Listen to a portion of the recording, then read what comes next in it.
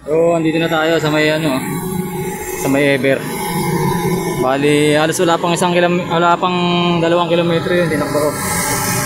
Bali, naka max speed tayo ng ano, ng 41. Pero saglit lang.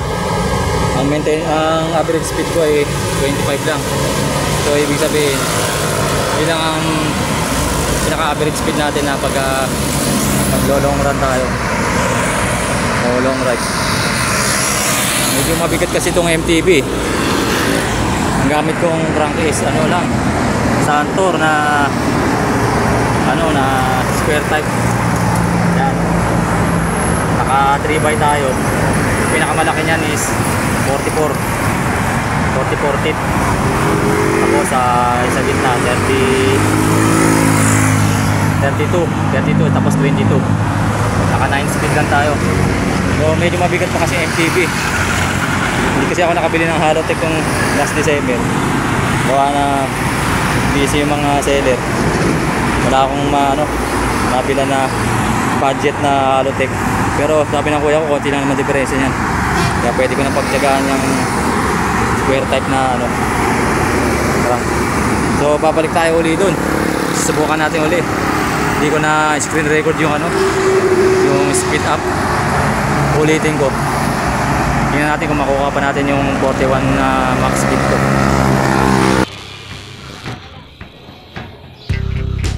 Good day mga katropa pips. Punta tayo ng ano, service road ng May Kawayan.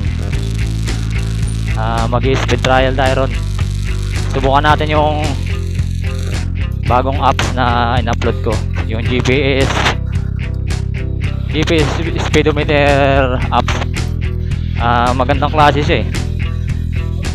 Dito yan o. Subukan natin yan at para matesting natin yung ano, yung average speed ng MTB ko na kayang itakbo na 3x crank. Subukan natin yung average speed niya at saka yung max speed niya na kaya kong gawin dito sa ano, service road. Para pag nag long ride tayo, may idea tayo kung gaano kaya natin na ano, maintaining speed. Tara, samahan niyo ako. Malapit na tayo rito. Nakakaliwa tayo dyan.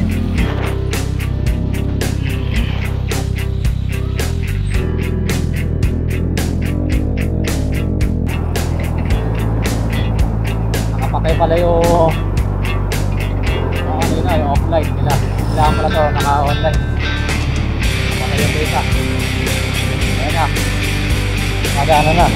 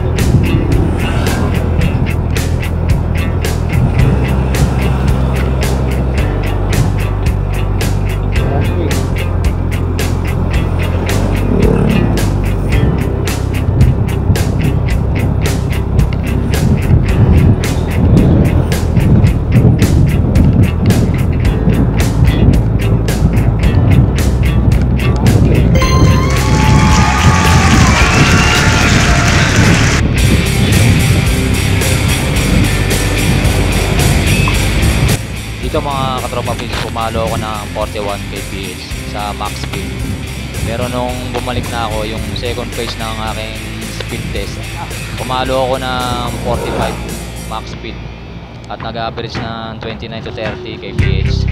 So mas mabilis siya mga katropa pips. Yun nga lang, hindi ko na-record yung ano, yung takbo ko dahil nakapatay pala yung action cam ko. Ang na-record ko lang yung ano, yung screen record na yung GPS habang tumatakbo. Papakita ko dyan sa left side.